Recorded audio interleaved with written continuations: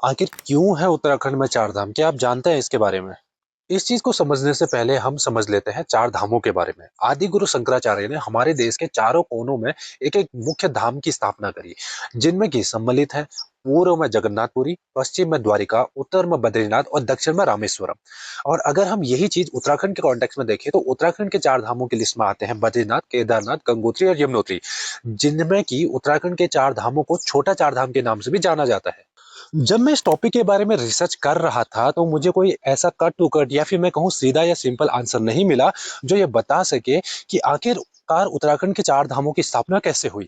लेकिन फिर भी इस टॉपिक को समझने के लिए हमें थोड़ा बहुत इतिहास की तरफ चलना पड़ेगा। यहाँ पे शेयर की गई कुछ इतिहास की बातों से इतिहासकार भी सहमत नहीं है, और आज भी ये हिस्टोरियन यानी इतिहासकारों के बीच एक बहस का मुद्दा बना हुआ है। तो ऐसे में हो सकता है कि यहाँ पे शेयर की गई कुछ बातों से आप सहमत ना हो, लेकिन फिर भी इतिहासकारों के अनुसार आदि गुरु शंकराचार्य उत्तराखंड में 8वीं से 9वीं शताब्दी के बीच में आए थे।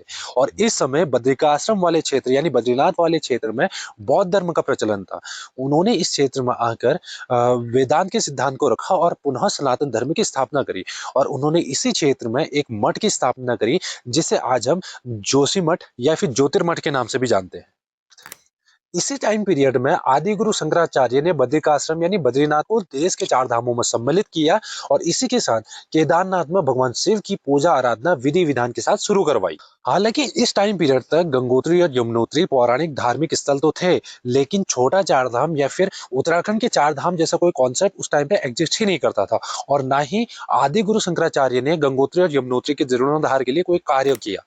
इतिहासकारों यानी हिस्टोरियन के अनुसार गंगोत्री धाम का आधुनिक मंदिर 18वीं सेंचुरी यानी 18वीं शताब्दी और यमुनोत्री धाम का आधुनिक मंदिर 19वीं शताब्दी के आसपास बनाया गया।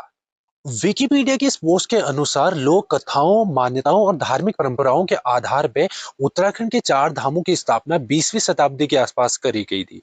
और इसी टाइम पीरियड के बाद उत्तराखंड के चार धामों को छोटा चार धाम के नाम से भी जाना जाने लगा। ये थी हमारी आज की वीडियो। अगर आप इस टॉपिक के बारे में और ज्यादा जानकारी रखते हैं, या फिर इस वीडियो में बताया गया किसी तथ्य, फैक्ट या डेटा को आप करेक्ट करना चाहते हैं, तो नीचे कमेंट करके आप हमसे कनेक्ट हो सकते हैं, और हम इस वीडियो पे और डिटेल और बेटर वे में आपको जानकारी प्रोवाइड कर सकते हैं।